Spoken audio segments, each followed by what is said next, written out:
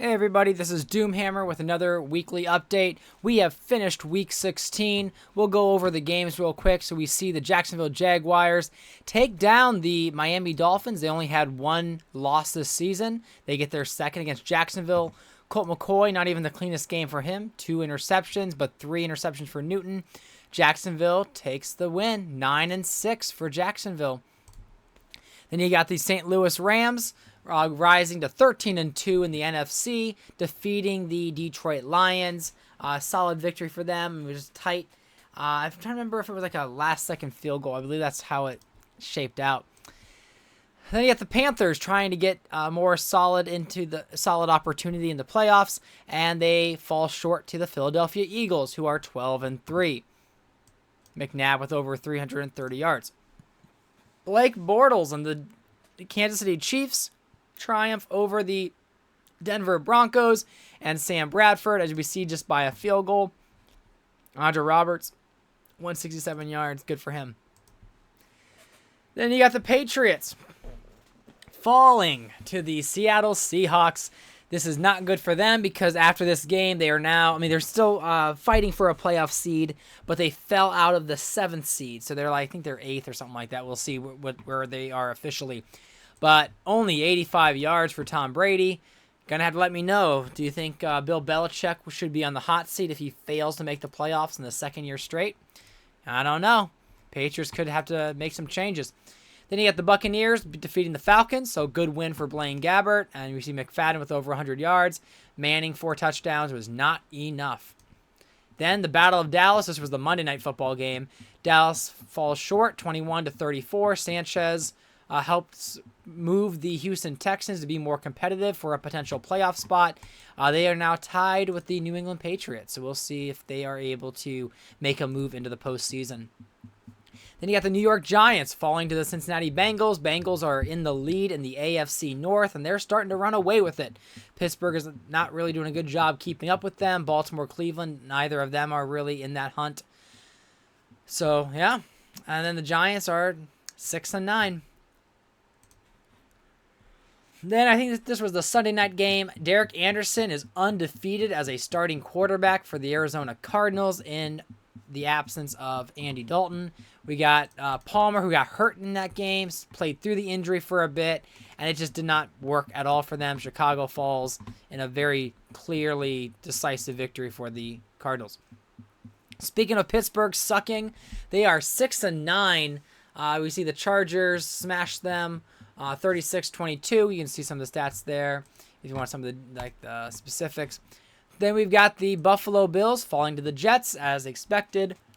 E.J. Manuel not making it happen. And we have Kellen Clemens, the backup quarterback, coming in for the injured Alex Smith. You see Alex Smith is out for one more week, so he's just kind of coasting here. But they would likely have a playoff seed. I double check if they locked it in yet, or if they are still technically trying to earn that spot. But they're pretty high up there. LeSean McCoy, 104 yards. And actually, it was good they brought him in because Portis has been injured, just like Smith. So kind of the old guard there, and the Jets are all injured. And then the Baltimore Ravens make a change at quarterback. They give Joe Webb the start instead of Colin Kaepernick, and Webb gets the victory. So maybe it wasn't the Ravens, maybe it was Kaepernick who sucks. You know, we don't care about the off-field stuff yet. It hasn't happened yet, and it might not happen because what made the kneeling thing so crazy was Kaepernick was a starting quarterback. And in this league right now, he's not playing at that level. So we'll see if that situation even happens. But Marshall, 128 yards. Then we move on to the Packers. And it's insane. The Packers were like 0-5 with Eli Manning, and they're like 7-3 with Osweiler. 4 touchdowns there. He's been having himself a heck of a season. He defeats the Michael Vick New Orleans Saints. They fall 4-11. And then there was a back-and-forth matchup here with the Browns and the Commanders, but it was Terrell Pryor Sr. who was able to get the touchdown to take the lead, and they win it. Trent Edwards falls, and the Washington Commanders fall to 3-12, one of the worst records in the league. But then the real worst record is the San Francisco 49ers, who are 2-13. Gradkowski was not able to pull off any real victories here. We see the former reigning MVP RG3 getting the win for Minnesota. They move up to 7-8. And then lastly, we have the Titans, who demolished the Colts.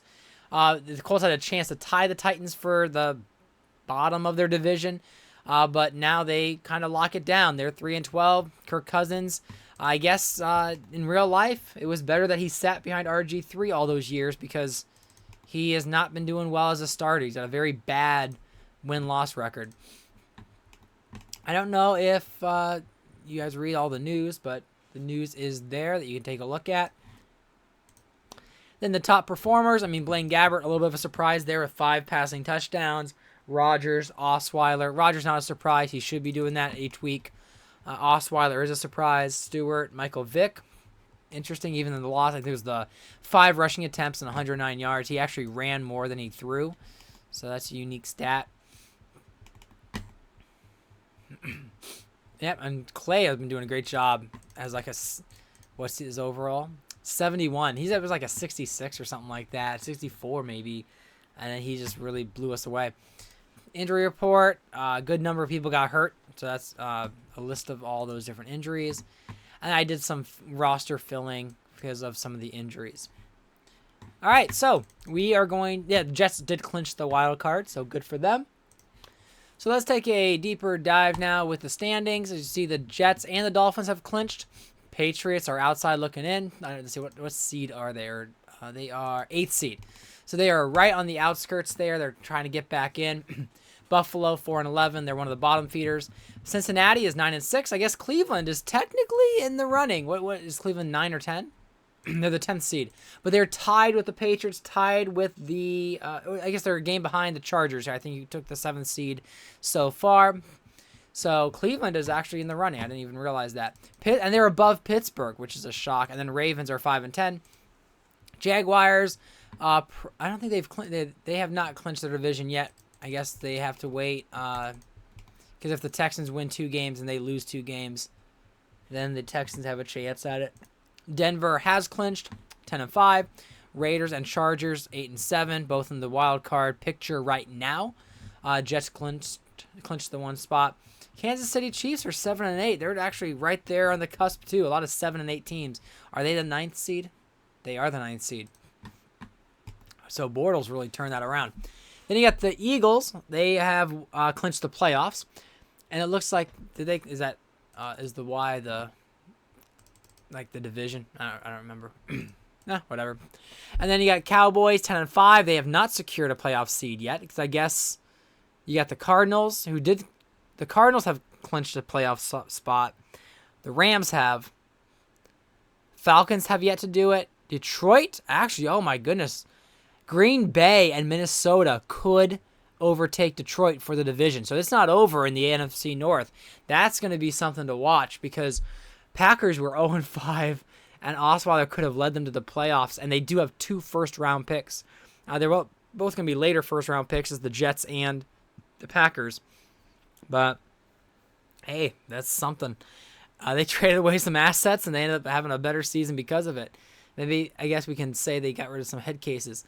And then you got the Seahawks 10-5. I think they are... Yeah, they're in the playoff race there.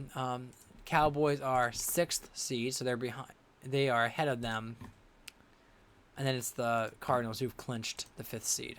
Or at least a wild card seed. We look at the worst teams in the league. Or actually, that's not draft order. So it's the 49ers, Colts, Commanders, Saints, Bills, Bears, Titans, Ravens, Steelers, Giants, Vikings. Packers, all there for the top 12. Patriots are 14. Browns at 16. Interesting. So it's definitely going to be a unique draft coming up. We'll have to see how that turns out. Going to league leaders. We got Newton leading the way with Manning and Newton, the only quarterbacks over 4,000 yards. RG3, Matt Ryan, Peyton Manning, over 40. Then we've got, let's see. That's right. Smoker's going to have probably, he's something like what? What's his? yeah, not much. He's like throwing 8 of 10, 2 touchdowns. That's why he got a perfect rating. Denver's Ahmad Bradshaw leading the way with 1,300 yards, 4 above Ryan Matthews. You got also leading the league with touchdowns. And then Lynch with most break tackles. Julio with 69 receiving yards. He is still leading the league even though he's been injured for... I thought he was been injured maybe. I think he was, hurt for the past few games. Let's see if we go look at his game stats. Yeah, he hasn't played a game since week 13. So he's been injured, and he still leads the league with a nice 69 yards or 69 receptions. But Crabtree and Holmes are gaining on him. 1659 for Calvin Johnson Jr. Good, a lot of receiving yards for him. Holmes, 18 touchdowns with Wallace and Johnson right behind him. And then we got Mayo, 102 tackles. Darius, 26 tackles for loss. Irvin, 14.5 sacks, 0.5 higher than Timmons, 2.5 higher than Clay Matthews. No one has scored more than 1 defensive touchdown. Forced fumbles, 3, and Hall, 8 interceptions. If we're looking at the award races, Cardinals, John DeFilippo leading the race there. We see Mike McCarthy, Jim Harbaugh, Andy Reid, and that's not Norv Turner, but that's Brad Childress is in Atlanta. MVP is between Newton and Manning right now, with RG3 working his way back. I guess he's starting to get the wins enough to be considered. Holmes is the offensive player. DeMar Davis, defensive player. Brandon Cooks is now moving ahead of Jarvis Landry, probably because he has 1,000 yards receiving, 8 touchdowns. Landry has those 12 touchdowns, but he's still kind of lacking in yards compared to Cooks.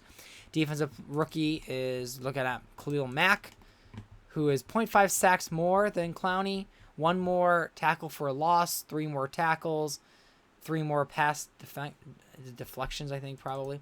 So, Mack and Clowney, top 2. And they got Fuller, Gaines, and Martin.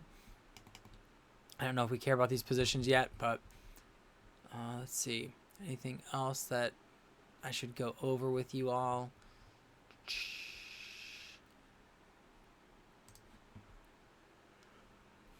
Yeah, I don't know if...